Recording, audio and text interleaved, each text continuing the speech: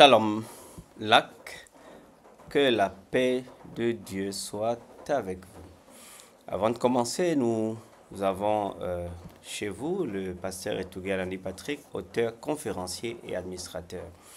Donc nous avons donc à vous présenter ces livres afin que vous puissiez savoir que les nouvelles parutions du pasteur Alani sont prêtes. Vous avez le christianisme et la politique, le chrétien et l'argent, l'Africain, l'Égypte et la Bible, et le christianisme et la franc-maçonnerie. Je vous conseillerais d'avoir l'Africain, l'Égypte et la Bible, qui est un livre important, intéressant, qui montre que les Africains n'ont pas à rougir de l'Occident, parce qu'ils ont reçu Dieu bien avant l'Occident. Nous avons comment faire pour accroître ses ressources financières, comment faire pour s'enrichir dans le sens divin, le chrétien et l'argent, et surtout comment faire pour éviter les sectes pernicieuses, le chrétien et la franc-maçonnerie. Alors, à vous de jouer. Que le Seigneur vous bénisse. Au Cameroun, vous avez le numéro 237 657 03 91 54. Au Gabon, vous pouvez acheter ces livres en appelant ou faisant un message WhatsApp au 241 07 89 73 66. Éventuellement, vous pouvez les avoir à lulu.com en France. Maintenant, dans cette émission, nous avons un thème intéressant, les mots de la Bible. Nous allons parler du ciel. Le ciel est un nom primaire en hébreu, Shamayim, pour ceux qui connaissent un peu l'hébreu, dont son corollaire araméen c'est Shemayin ou Shemaya, qui est issu d'une racine bien ancrée dans les langues sémitiques par Shemayaha. Mais l'Ancien Testament, n'est-ce pas, comme dans tous les dialectes congénères sémitiques du Nord-Ouest et parfois même des langues sémitiques de l'Est, pour eux, ils comprennent ce nom comme un pluraletantum. Le pluraletantum est une expression grammaticale qui signifie qu'un nom, quoi qu'il ait une forme masculine plurielle ou féminine plurielle, il est considéré comme un singulier. Ce n'est donc qu'un duel dans la forme, mais dans un sens singulier, qui est souvent dû à l'ajout, n'est-ce pas, de l'accent, même lorsqu'ils sont utilisés dans le superlatif comme les cieux des cieux. Alors, dans la perspective de l'Ancien Testament pense en termes d'un ciel unique, non pas en termes des cieux multiples, comme dans la cosmogonie des textes tardifs, comme dans l'Apocalypse de Moïse, chapitre 35, verset 37, 3 Baruch, chapitre 2, verset 2, 2 Enoch, chapitre 8, verset 22, et Testament de Lévi, chapitre 2, verset 7. Par exemple, Paul, lui, il situerait même un troisième ciel dans 2 Corinthiens 2, verset 12, verset 2 et 4. Autant pour moi. Mais ce pluriel, sur le plan étymologique, indiquerait que le ciel est considéré de façon élative, c'est-à-dire du mouvement de l'intérieur vers l'extérieur, d'où l'expression commune sous les cieux, comme pour exprimer l'espace énorme et céleste. Mais du point de vue sémitique, la racine shamayin, ciel, est à la fois cosmologique et religieuse chez les Acadiens, chez les anciens araméens, chez les Cananites, chez les Arabes, chez les Éthiopiens, chez les Mandiens, chez les Ogaritiques, chez les Puniques même.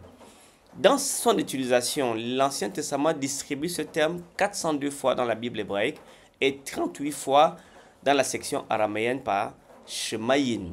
Donc, si nous disons donc parmi les 120 mots les plus usuels dans la Bible, Shemayin est dedans.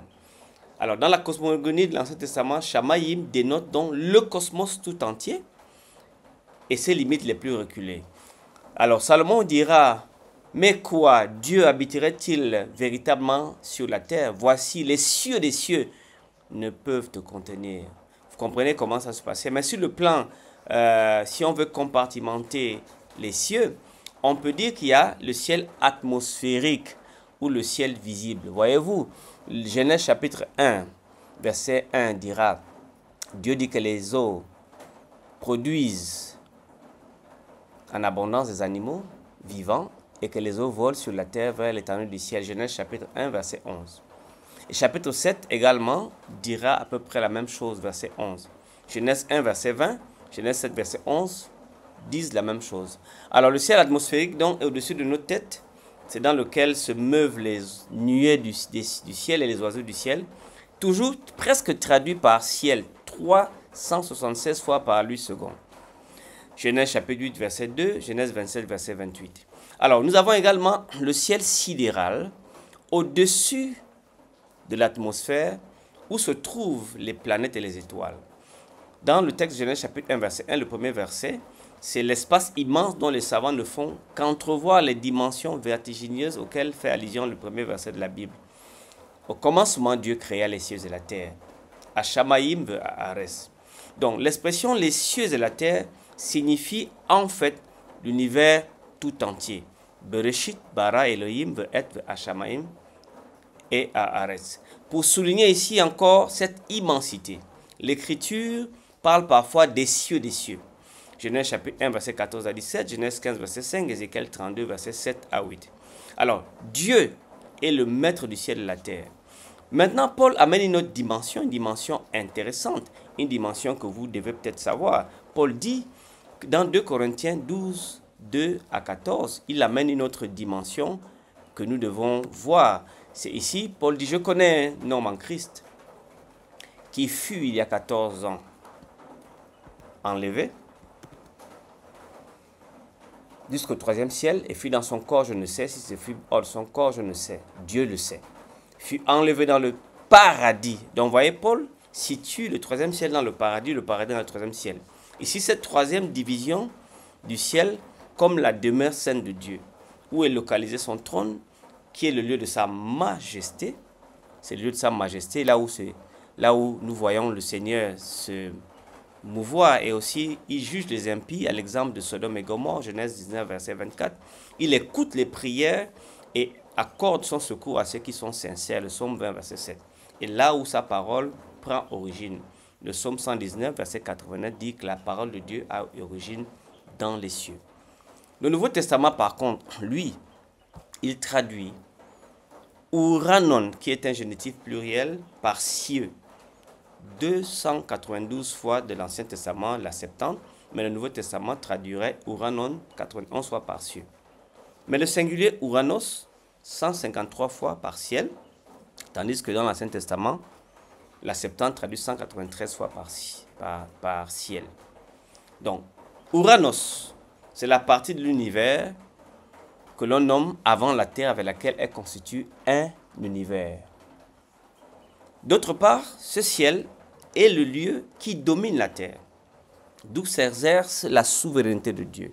Dieu donc est le Dieu du ciel, le Seigneur maître de la terre.